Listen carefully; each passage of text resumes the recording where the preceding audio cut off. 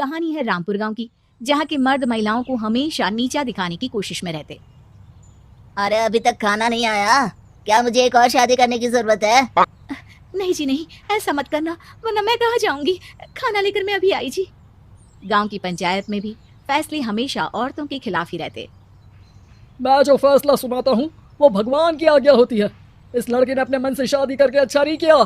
लड़के को घर भेज दो और इसकी शादी इसकी जाति की किसी लड़के से करवा दो, लेकिन ये लड़के, इसे तो गांव के बाहर निकाल दो। नहीं नहीं जमींदार साहब, ये क्या बोल रहे हैं? ऐसा नहीं हो सकता। मेरी बेटी मासूम है, इसे अच्छे बुरे की समझ नहीं है। अरे कहाँ जाएगी ये बेचारी? कहाँ जाएगी? इतनी चिंता है तो पूरे परिवार का गांव निकाला कर देते हैं।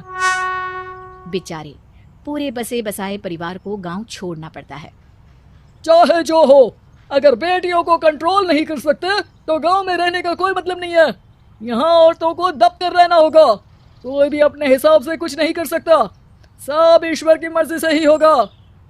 तभी गांव का एक आदमी दौड़ा दौड़ा आता है। सरपंच साहब, जमींदार साहब, वो कालिया है ना, उसकी बेटी पढ़ने के लिए शहर जा रही है। अच्छा, ये कब हो गया? और कालिया की हिम्मत कैसे हो गई ऐसा करने की? लेकर आओ उसे और उसकी बेटी को। बस फिर क्या था, हाजिर हो जाते हैं कालिया और उसकी बेटी सरपंच के सामने। अरे कालिया, ये क्या सुनने में आ रहा है? बेटी को इंजीनियर बना रहा है तू? और ये बता, गांव में तो स्कूल नहीं है, फिर कहां से इतनी क्लास पास कर गई तेरी बेटी? राधा, जो कि कालिया की बेटी है, उसे लगता है कि सरपंच उसकी तारीफ कर रहे हैं। सरपंच जी, मैंने ऑनलाइन पढ़ाई की है, डिस्टेंस लर्निंग से। सभी में मैंने अच्छे नंबर पाए हैं, जिसे देखते हुए शहर की इंजीनियरिंग कॉलेज में मुझे स्कॉलरशिप मिली है। वाह जी वाह, क्या होती है ये? पहले तो ये बताओ, फिर आगे की बात करते हैं। पूरा गांव राधा की बात सुन रहा था और राधा बोलती जा रही थी। तो ऐसे मैं फ्री में एक अच्छी शिक्षा लेकर गांव में जो कुछ परेशानियां हैं, जैसे बिजली, पानी और इंटरनेट जैसी समस्याओं के लिए काम करूंगी। मैं गांव को शहर से जोड़ने के लिए पुल का निर्माण करवाने का प्रस्ताव रखूंगी। मुझे पूरी उम्मीद है कि जल्द ही हमारा गांव भी तरक्की की राह पर चल पड़ेगा। राधा की बात सुनकर सारे गांव वाले ताली बजाने लगते हैं। सरपंच को समझ नहीं आता कि वो क्या करे। चुप रह नादान लड़की, गांव के खिलाफ जाने के लिए तुझे गांव से बेदखल कर दिया जाएगा, वो भी पूरे परिवार के साथ। और हाँ, अगर ठीक से गांव में रहना चाहती है तो ये पढ़ाई लिखाई छोड़ दे। हम तेरे लिए गांव का कोई होनहार लड़का देखेंगे। तभी गांव का एक आदमी बोल पड़ता है। अरे नहीं नहीं सरपंच जी, राधा बिटिया जो बता रही है, अगर वैसा हो जाए तो हम लोगों को पैसा कमाने के लिए बाहर नहीं जाना पड़ेगा। हाँ जी, और ना ही कोसों दूर पानी के लिए भटकना पड़ेगा। हमारे बच्चे भी अच्छी पढ़ाई कर सकेंगे और आगे बढ़ेंगे, ना कि हमारी तरह खेती करते बैठेंगे। क्यों गांव वालों, राधा बिटिया का साथ देना चाहिए ना। सरपंच देखता है कि गांव राधा के साथ है तो वो चुप हो जाता है। वो घर आकर अपने सलाहकार से बात करता है, जो बहुत ही चालाक किस्म का इंसान होता है। अरे सरपंच साहब, आपको बहुत ही होशियारी से काम लेना पड़ेगा। एक बार गांव तरक्की कर गया, यहाँ के बालक पढ़ लिए तो कोई ना पूछेगा आपको। और फिर ये जो बेटा और बेटी है ना आपके, इनको भी आम लोगों की तरह ही जीवन जीना होगा। हाँ, लेकिन करे तो क्या करे?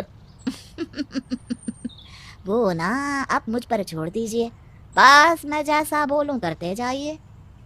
अगले रोज सुबह जब गांव वाले सोकर उठते हैं तो राधा के घर के बाहर और साथ ही वो लोग जिन्होंने राधा का सपोर्ट किया था, उनके घर के आगे लाल रंग से कल आऊंगी लिखा होता है।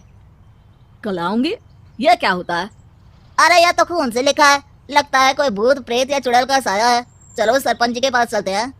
सभी सरपंच के पास जाकर उसे सारी बात बताते हैं। और ये तो बड़ी मुश्किल की बात है। चलो, मैं एक बाबा को जानता हूँ, उन्हें बुला लेता हूँ। सरपंच बाबा को लेकर गांव के घर के बाहर जाता है। ओहो, तो ये वो चुड़ैल है जो उन लोगों को निशाना बनाते हैं जो गांव को बदलने का सपना देखते हैं।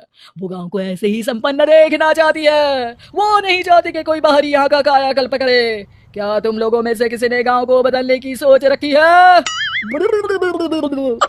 तभी राधा की माँ रोते रोते आती है। मेरी राधा घर से गायब हो गई है। अरे कोई तो बचाओ, मेरी बच्ची कहाँ गई? ले गई वो चुड़ैल, तेरी बच्ची को ले गई। अब वो उसे श्रापित करके छोड़ेगी, उस पर चुड़ैल का साया हो जाएगा। तभी बुरी सी हालत में राधा भी वहां आ जाती है। उसके बाल चुड़ैल की तरह फैले होते हैं और कपड़ों में खून लगा होता है। सभी राधा को देखकर डर जाते हैं। माँ, पता नहीं मुझे कौन उठा कर ले गया था। अरे दूर दूर हो जा चुड़ैल, अब हम लोग इस गांव में नहीं रुकेंगे। अरे कैसी बातें कर रहे हैं आप? कल तो आप मेरे भरोसे गांव का हुलिया बदलने, अपने बच्चों को पढ़ाने और तरक्की उन्नति की बात कर रहे थे, तो आज क्या हो गया आपको? ये फिर तुम लोगों को बहकाएगी। ये चुड़ैल गांव में आ चुकी है, ऐसे ही ये तुम्हारे घर के बच्चों को भी ले जाएगी। गांव वाले राधा को गांव से बाहर निकाल देते हैं। उसके माँ बाप रोते रहते हैं, लेकिन गांव वाले नहीं मानते। मैं भी अपनी बहन के साथ गांव के बाहर रहूंगा, लेकिन वो पढ़ाई नहीं छोड़ेगी। वहीं सरपंच के घर पर सलाहकार कहता है, देखा, सांप भी मर गया और लाठी भी नहीं टूटी। लेकिन अगले ही दिन सरपंच के घर के बाहर भी वही शब्द लिखे होते हैं। और फिर सरपंच की बीवी कहती है, हमारी बेटी को किसी ने अगवा कर लिया है। तभी राधा का भाई वहां आ जाता है। अरे गांव वालों, मैंने सरपंच जी की बेटी को देखा था, वो चुड़ैल उसे उठाकर ले जा रही थी। अरे क्या मजाक कर रहे हो? नहीं नहीं सरपंच जी, आप नहीं जानते, वो चुड़ैल अब आपकी बेटी में आ जाएगी, जैसे राधा के अंदर आ गई थी। तभी सरपंच की बेटी वैसी ही हालत में वहां आती है जैसे राधा आई थी। पापा, पता नहीं कैसे मैं गायब हो गई थी। चुड़ैल, इसके अंदर भी चुड़ैल का साया है, मारो इसे। अरे नहीं नहीं, इसे भी राधा के पास गांव के बाहर ही भेज दो। अरे चुप रहो, मेरी बेटी कहीं नहीं जाएगी और चुड़ैल वुड़ैल कुछ नहीं होता है। अरे कैसे बात कर रहे हो सरपंच जी? आप तो बोल रहे थे कि आपका फैसला भगवान का ज्ञान होता है, तो अपने पर बात आई तो अब आप ऐसे बोल रहे हैं। अरे ना ना ना, आपको अपनी बेटी को त्यागना ही होगा। अरे बुलाओ बाबा को। राधा का भाई बाबा को ले आता है, जिसे अब गांव वालों के डर के कारण सच बोलना पड़ता है।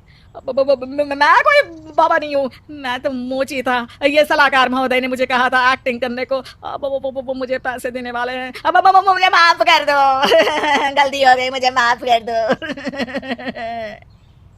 तभी वहां राधा आ जाती है। देखा सरपंच जी, जब गांव के बच्चे साक्षर होंगे तो आप जैसे लोगों की चालाकी नहीं चलेगी।